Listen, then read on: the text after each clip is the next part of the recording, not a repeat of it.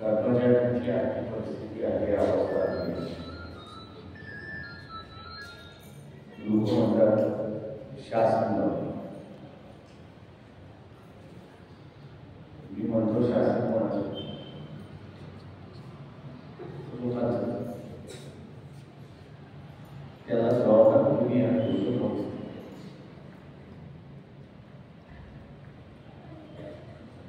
किती जण इथे बसलेले आहेत? त्यांनी खाजगी शाळेत शिक्षण घेतले असणे हा 1 2 3 4 5 6 7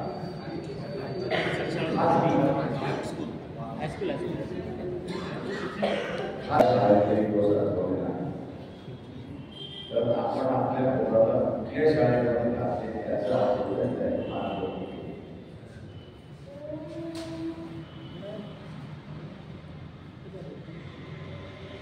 आपणच आपल्या पायावरती मोठा वाटून घेतला की असं लक्षात.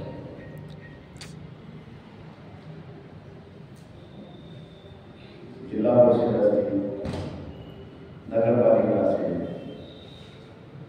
किंवा शासनाच्या अनुदानित शाळा असतील, या शाळांतून असणारं शिक्षण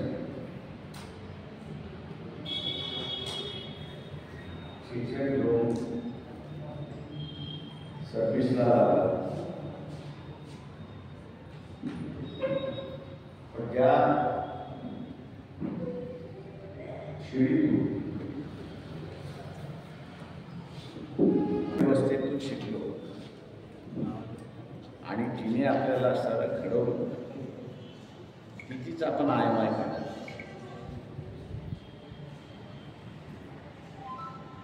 तीच कुचकामी आहे आपण असणारं ठरवलं.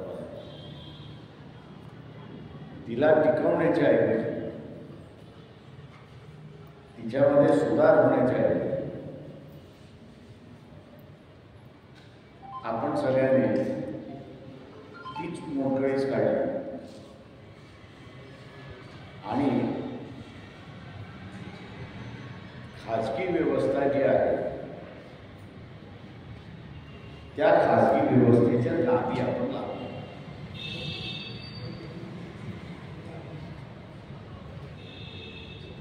मग आता हे खाजगीकरण कॉन्ट्रॅक्टच्या पद्धतीने आलं तर आपण बोलतोय का?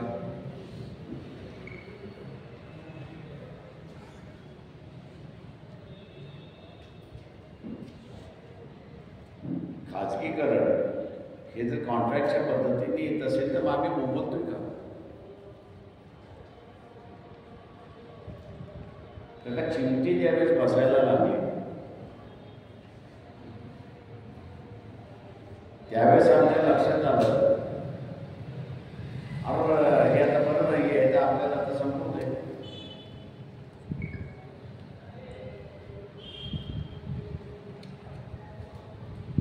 आणि इथेच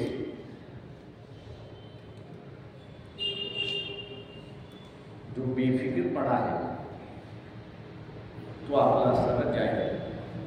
मला काय घेणे, मी तर लागलो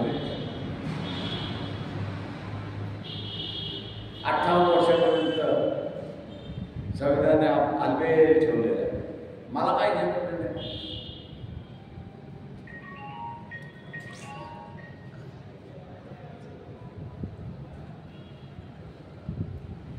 आणि मला काय आलबेल आहे त्यांनी असणारी परिस्थिती निर्माण करून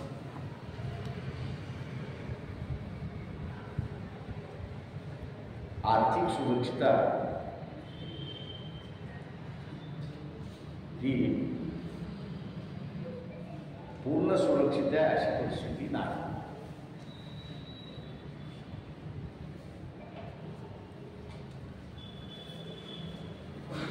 आणि म्हणून जगण्यासाठी काही तत्व लागतात.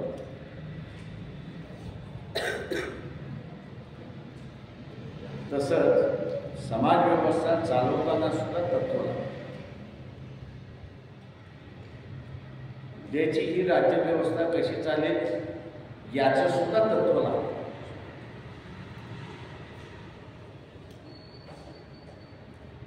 दुर्दैवाने मी म्हणून घेतला असणारा प्रत्येक माणूस हा स्वार्थी. तुम्ही खाजगीकरणाच्या बाजूने आहात की सार्वत्रिकच्या बाजूने आहात, पब्लिक सेक्टरच्या बाजूने आहात, कुठल्या बाजूने आहात?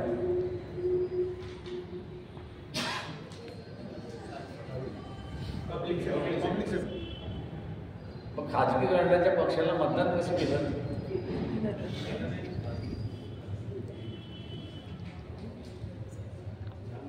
म्हणजे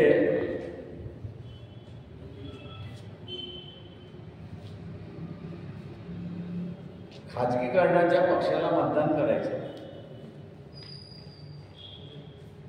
आणि मग म्हणत नाही मी खाजगीकरणाच्या बाजूने नाही, मी आपला पब्लिक सेक्टरच्या बाजूने. कोण कोणाला फसवतंय? स्वतःलाच फसवतंय ना.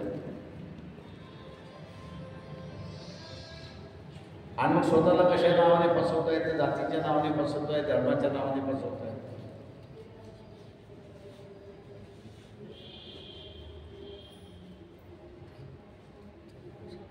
सत्तेवरती बसलेला एवढं माहिती आहे त्याला की मतदाराला खाजगीकरण पाहिजे करा.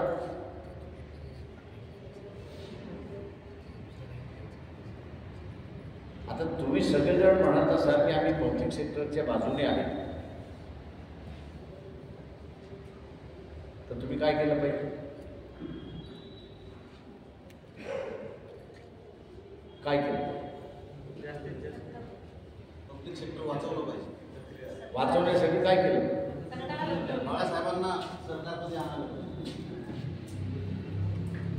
मी एकटा येऊन काय करू?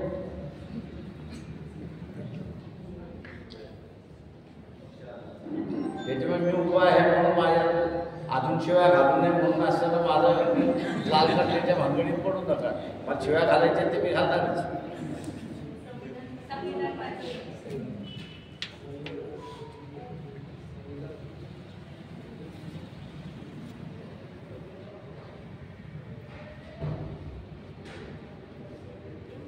परवा दिवशी पेन्शनवाल्यांचा मोर्चा निघाला, मोठा निघाला. मी आता बसल्या बसला या अंगणवाडी कर्मचाऱ्यांचं निवेदन वाचवतो. आता या प्रश्नाची माहिती असल्यामुळे त्यांना काय म्हणायचं मी समजू शकतो. पण नौका जर असेल तर त्या नौक्याला काय करणार? आम्ही काय काम करतो हे त्यांनी त्याच्यामध्ये लिहिलंय.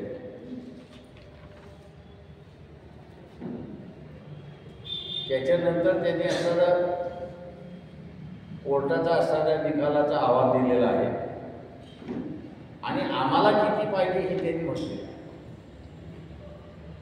पण आम्हाला आत्ता किती मिळतंय याचा कुठे उल्लेख असतो. उद्या समजा कोणाला तरी पाठिंबा द्यायचा असेल आणि तो नौका असेल, तो म्हणाला अरे बाबा याच्यावरती पहिला अन्याय होतो की न होतो याची कुठं म्हटलेलंच नाही. बसा बसा बसा जरा बसा, शांतपणा नको, जरा बसा. तुमचं निवेदनातलं मी सांगतो. तुमचा हे निवेदन जो कोणी वाचेल तुमच्यावरती अन्याय झाला असं त्याला कळणारच नाही. त्याला तुमची आजची परिस्थिती काय आहे हे तुम्ही मांडलीच नाही.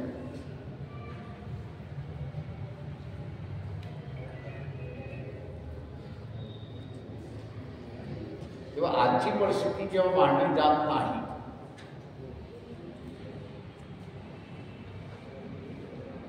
त्यावेळेस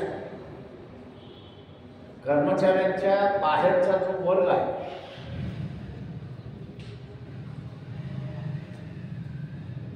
या कर्मचाऱ्यांच्या बाहेरच्या वर्गाला काय करणार? काही करणार नाही.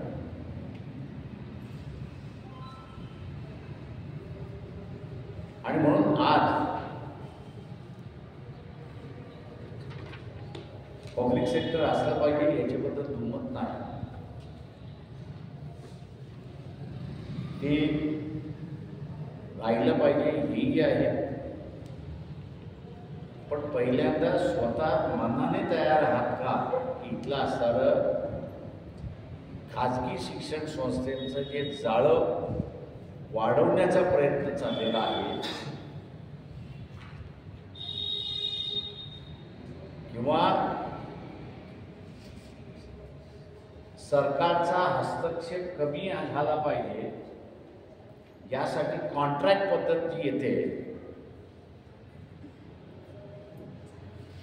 त्याच्यामधला असणारा आमूलाग्र बदल होणार आहे.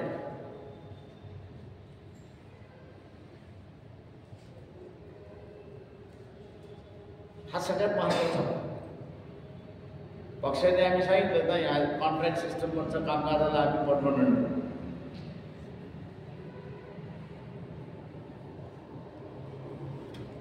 जो कॉन्ट्रॅक्टवरती नाही आणि मतदार आहे तो असं विचारतो प्रकाशराव ठीक आहे त्याचे हाल होतात आहेत आपल्याला माहीत आहे. पण हा परमनंट झालेल्या कामगारासारखा तर वागणार नाही.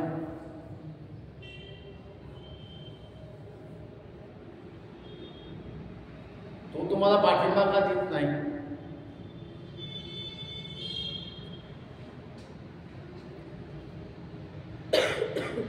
तर आपण शासकीय सेवेमध्ये आहोत आणि शासकीय सेवेमध्ये असल्यामुळे आपण असणाऱ्या मतदाराला बांधलेला आहोत.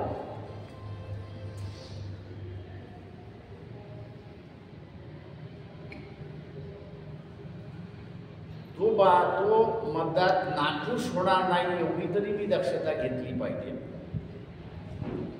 ती न घेता शासकीय कर्मचाऱ्यांच्या वृत्तीवरती छोटे छोटे चुटकिले किती आले सोशल मीडियावरती तो त्याचा अहवाल आहे. तेव्हा आपण जिथे आहोत शिक्षक असो शिक्षक अधिकारी असो अधिकारी कर्मचारी असो कर्मचारी त्या ठिकाणी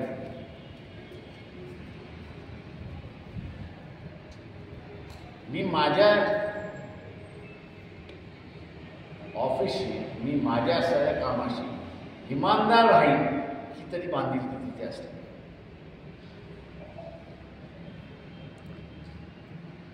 ही बांधिलकी येणार नसेल तर आज काही प्रमाणात आपण वाचू उद्या मोठ्या प्रमाणात होणार आहे.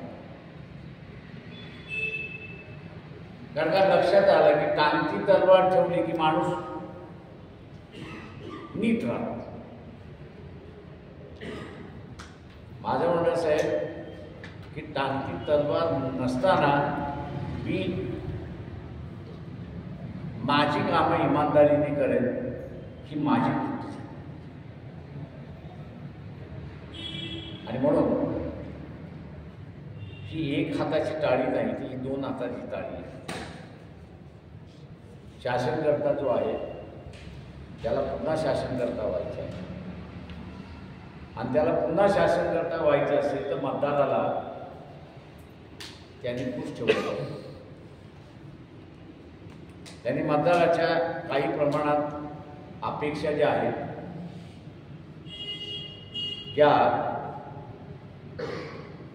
खऱ्या केल्या पाहिजेत आणि तो मग जे माध्यम आहे ते माध्यम वापरतो.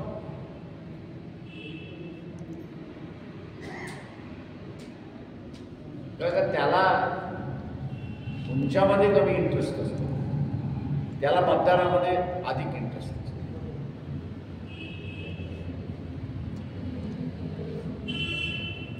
कारण का कर्मचारी त्याला सत्ता देत नाही तर तो म्हणतो मतदार मला सत्ता. त्याची इमानदारी जी आहे ती मतदाराची आणि मग ती इमानदारी मिळवण्यासाठी जी काही सिस्टम डेव्हलप करावी लागते ती तो डेव्हलप करत जातो. आणि ती मग आपल्याला अन्यायकारक दिसते अशी तरी गोष्ट. याचं कारण काय की ज्याच्यासाठी मी आहे त्याच्यासाठीच नाही, मी ते करतच नाही.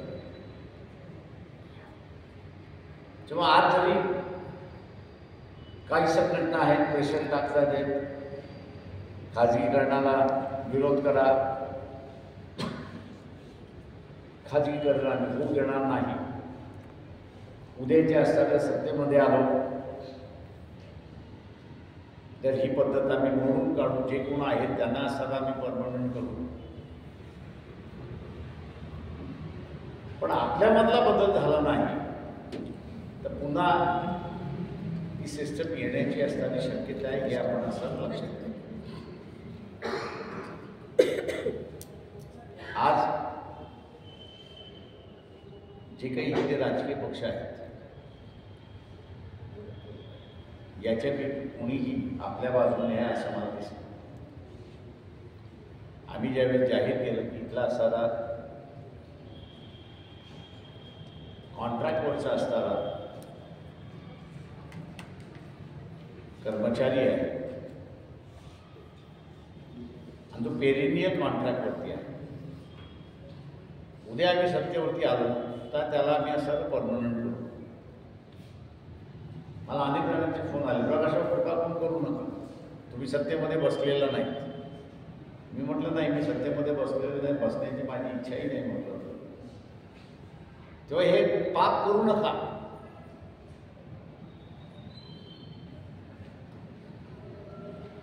तुम्ही त्यांना म्हटलं हे पाप नाही.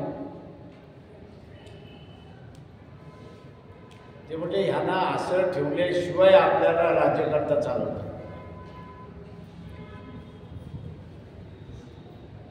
तांती तलवार ठेवल्याशिवाय आपल्याला असं शासन चालवता येणार नाही. म्हटलं हा अन्याय. एक तर म्हटलं तुमच्यात काबिलियत नसेल चालवण्याची, किंवा कर्मचारी एवढा हुशार आहे की तो तुम्हाला भूमिका छाट देतो, दोनपैकी एक काहीतरी असेल.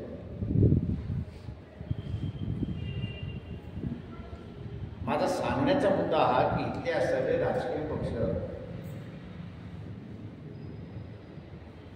खाजगीकरणाच्या बाजूचे आहेत की खाजगीकरणाच्या माध्यमातून आम्ही शासन चालवू शकतो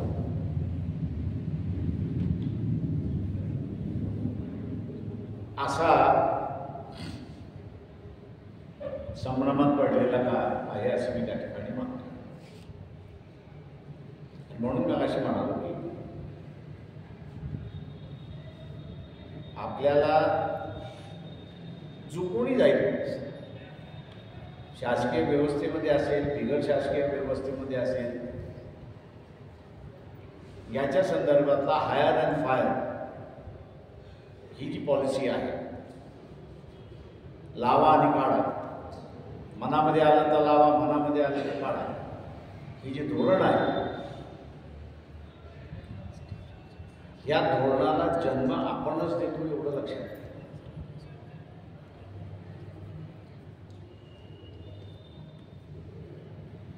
आणि त्याचं कारण की जो कोणी बसलेला आहे तो असं म्हणतो की मला इथे डिलिव्हर करता येत नाही, आणि डिलिव्हर करता येत नसेल तर मग मला असणारा हायर अँड फायर ही पॉलिसी त्या ठिकाणी अंमलबजावणी करा.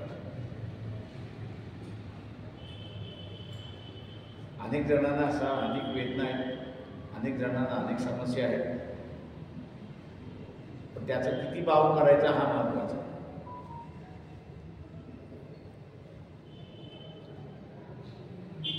आपल्याला कोणी असणारं तिथे नोकरीवरती या असं काही निमंत्रण दिलेलं नाही, आपण स्वतःहून ते व्हॉलेंटिअर केले आणि आपण स्वतःहून ते व्हॉलेंटिअर केलं असल्यामुळे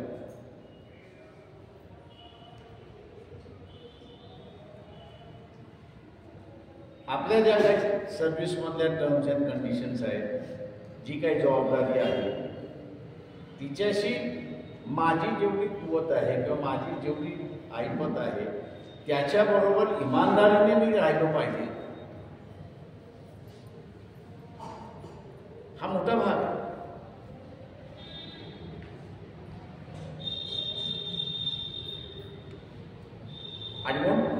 प्रयत्न करावे लागतील या ठिकाणी की ही जी मानसिकता आज आपण समाजामध्ये नाही आहोत. का नाही आहोत? तर मी आज कर्मचारी आहे, सरकारच्या सेवेमध्ये आहे, पण जो सरकारच्या सेवेमधनं नाही आणि माझ्याकडून अपेक्षा धरतोय तो माझ्या विरोधात जाणार नाही एवढी तरी दक्षता मी त्या ठिकाणी. आणि म्हणून हा तुम्ही परमनंट झालात उद्या असताना त्या ठिकाणी तर नाही, तर तुम्हाला जाणीवपूर्वक असताना काही प्रयत्न करावे लागतील. आणि ते म्हणजे मी आज जसं म्हणाल की शासनामध्ये आपल्या बाजूचे आहेत का? तर नाही.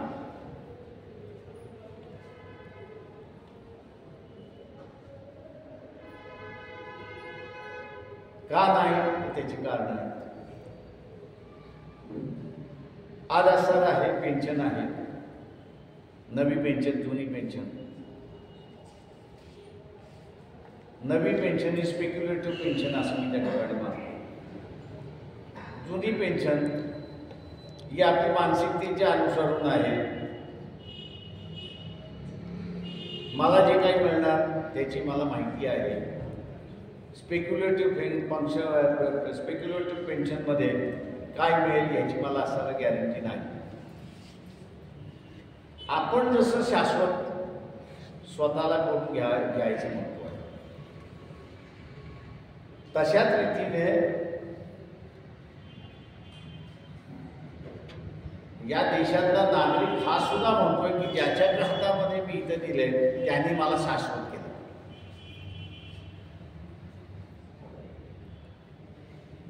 आणि हा बदल मी असं म्हणेन की सत्तेमध्ये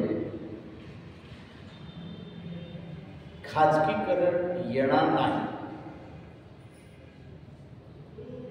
किंवा आम्ही येऊ देणार नाही अशी विचाराची माणसं, अशा विचाराच्या संघटना या काही वर्ष सत्तेमध्ये बसवाव्या लागतात. नुसतं एकदा बसून चालणार नाही. कारण का लोकांनी पाहिलं या देशाची सुरुवात झाली त्यावेळेस ती असणारी सगळी पब्लिक सेक्टरमधनं सुरुवात झाली. पण हळूहळू लक्षात यायला लागलं की हे पब्लिक सेक्टर जे आहे हे डिलिव्हर करत नाही. आणि मग हे डिलिव्हर करत नाही तर मग ह्याला पर्याय शोधा. खाजगीकरण हा एक पर्यायाचा भाग आहे हे आपण लक्षात घ्या.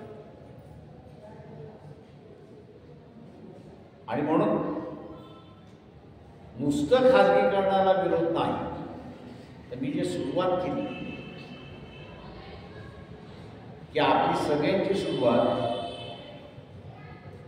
ही जिल्हा परिषद, नगरपालिका आणि शासनाच्या अनुदानित शाळेतून झाली.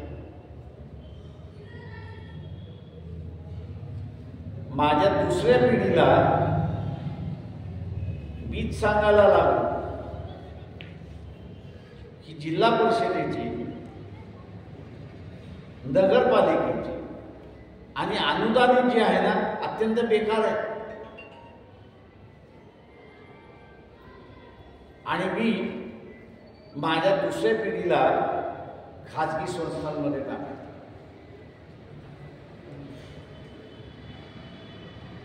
म्हणजे ज्या सिस्टमने मला वरती आणलं, ज्या व्यवस्थेने मला हातभार दिला, त्या व्यवस्थेला मीच शिवा घालायला लागला, दुसरं कोणीच.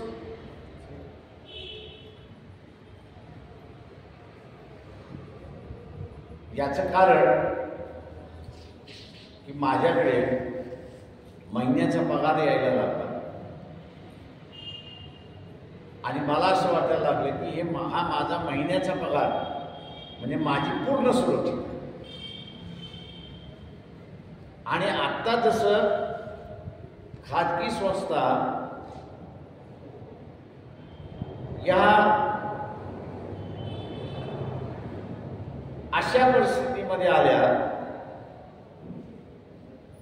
की ज्या डिक्टेट करू शकतात,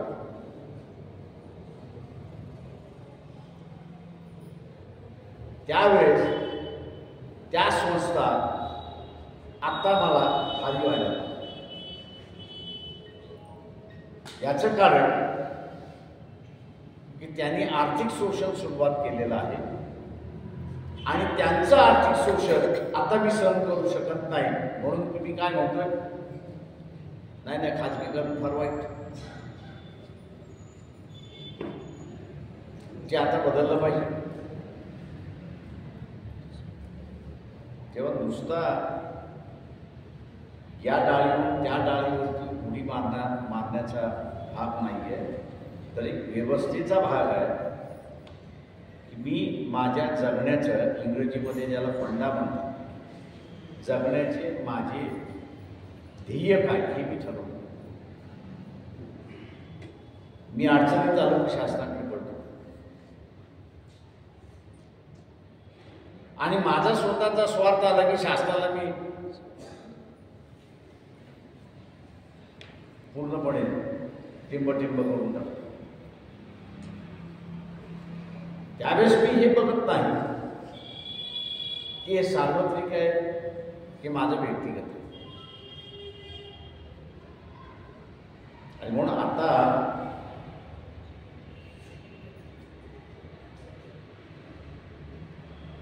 पेन्शनवाले जुनी पेन्शन द्या म्हणून सांगतात.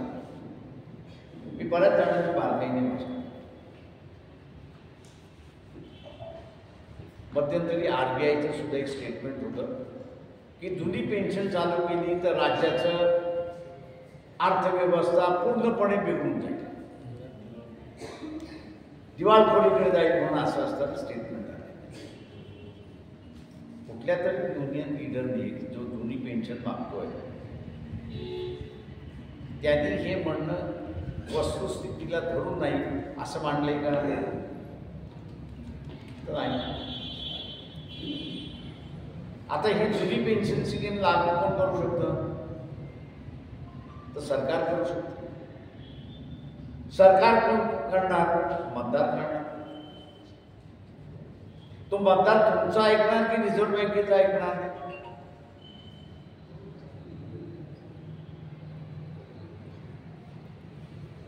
मतदार जो आहे तो तुमचा ऐकणार की रिझर्व्ह बँकेचा ऐकणार? तो रिझर्व्ह बँकेचा ऐकणार, तुमचं कशाला ऐकणार?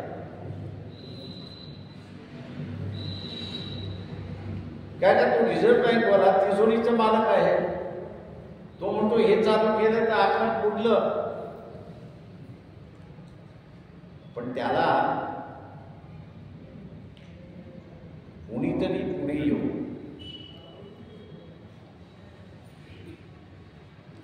पेन्शन ही जी आहे याच्याबद्दल माहिती कोणीच देत नाही. म्हणून मी ते अंगणवाडी सेविकेचं वाचलं की आम्हाला 26,000 पाहिजे. आता किती मिळते ती सांगा ना, ते लपवायचं. तुम्हाला कसा पाठिंबा देणार? तो मतदार आहे शेवटी, तुम्हाला पाठिंबा देणार. त्याचं ओपिनियन झालं की नाही 10,000 कमी आहे, जास्ती द्या. हे कुपोषणाची कामं करतात, हे लहान मुलांना घडवण्याचं कामकाज करतात, हे तिथे असणारा आरोग्याची असणारी सेवा त्या ठिकाणी करतात. आणि हे 8 तासाच्या वरचं असणारं काम आहे. त्यावेळेस लोकांचं होईल की बाबा नाही, यांच्याशी न्याय झाला पाहिजे, न्याय दिला. तो देणारा मतदार आहे, दुसरं नाही कोण. म्हणून आपल्याला लोकांशी बोलायचं असतं. हे जे पेन्शन मागणारे जे आहेत ना, त्या सगळ्यांना माझी असलेली विनंती आहे की ही जुनी पेन्शन चालू करायची असेल. काका देवेंद्र फडणवीस सुद्धा असताना सभागृहात म्हटले की जे जुनी पेन्शन सुरुवात केली तर विकासाच्या कामाला पैशाच नाराज. जो पेन्शन मागणाऱ्यांनी त्याच्या विरोधातलं काही आहे ते मांडलं पाहिजे. आम्ही म्हणतो नाही जुनी पेन्शन लागू झाली पाहिजे. मला एक पत्रकार विचारतात का कसं RBI-वाल्यांचं म्हणणं आहे त्याचं काय. मी म्हणतो ते युनियन लीडरला जाऊन विचार, कारण त्यांनी मला शिकवलेलं नाही तर मी त्या पत्रकारांना काय शिकवलं. आणि म्हणून मी असं म्हणेन या ठिकाणी आम्ही आपल्या बाजूचे आहोत. कुठलीही गोष्ट शासनाला अशक्य नसते, त्याच्यातून मार्ग हा काढता येतो. तो अर्थव्यवस्थेतला असेल किंवा इतर कुठलाही असेल, पण त्याच्यासाठी आपण कर्मचारी म्हणून त्याच्यासाठी काम केलं. आणि काम नेमकं काय करायचं आहे, तर उद्याच्या खाजगीकरणाच्या विरोधात ज्या संघटना आहेत त्या संघटनांचे प्रतिनिधी विधानसभेमध्ये लोकसभेमध्ये असतील हे आपण त्या ठिकाणी पाहिलं. खरं बदलाचं केंद्र जे आहे ते आहे. आणि त्यासाठी मला काही करावं लागलं तरी मी केलं. आज आपण काय म्हणतो, अमुक यांनी भूमिका घेतली, वा वा वा चांगली भूमिका. मी फक्त शाब्दिक म्हणतो दे चांगली आहे, मी त्याला पाठिंबा दिला.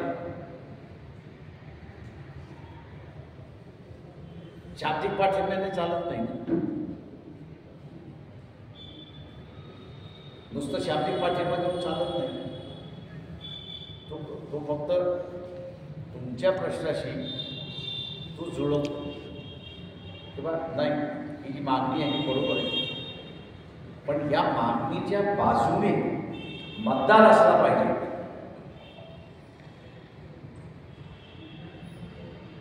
या मागणीच्या बाजूने मतदार आला पाहिजे. त्या मतदाराला मी कन्व्हिन्स करणार आहे की नाही हा त्याच्यातला महत्वाचा. तो मतदारच त्याच्या प्रश्नामध्ये अडकलेला असेल तर तुमच्या याच्यामध्ये कशाला अडक.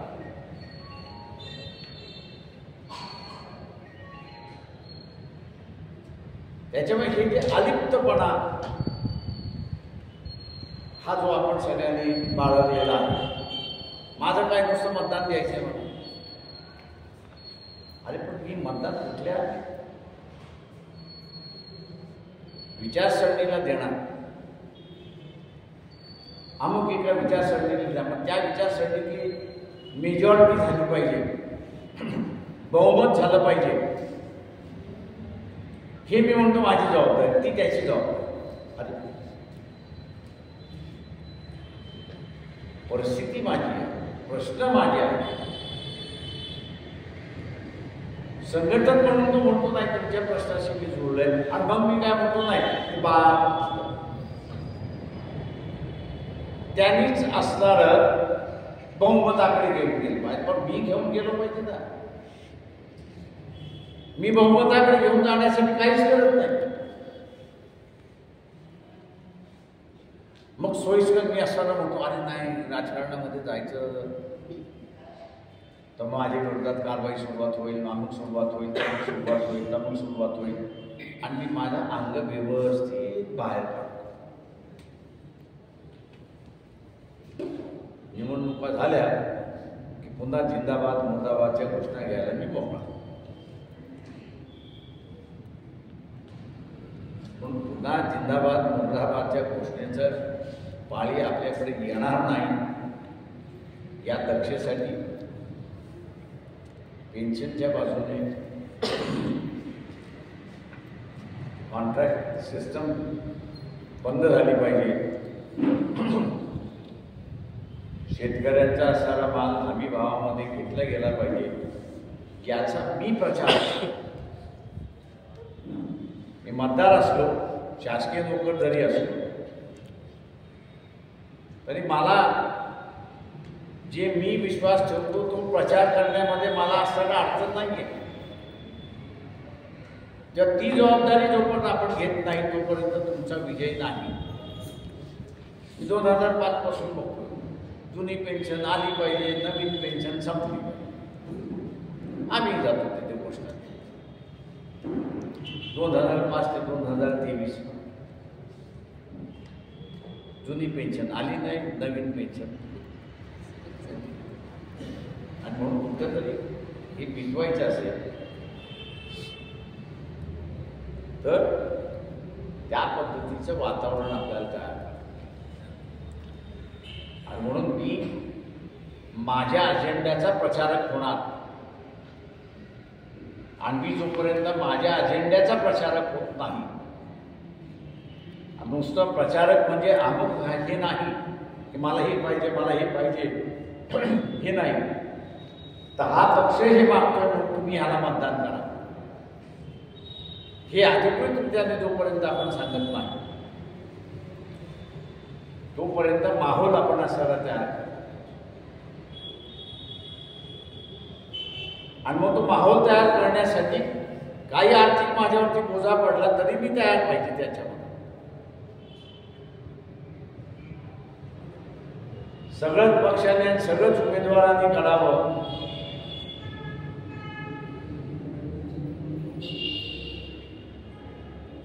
ही विचारसरणीच मुळात चुकीची आहे. कारण का तो जो लढतोय तो माझ्या प्रश्नासाठी लढतोय, तो माझ्या प्रश्नासाठी लढत असल्यामुळे मला सुद्धा त्याच्यामध्ये योगदान दिलं पाहिजे. मग ते आर्थिक योगदान असेल, शारीरिक योगदान असेल, प्रचाराचं योगदान असेल, या सगळ्या गोष्टी मी असताना त्या ठिकाणी केल्या पाहिजेत. तरच खऱ्या अर्थाने मी असं म्हणेन की एका प्रश्नाचा निकाल आपण असं त्या ठिकाणी लावू शकतो.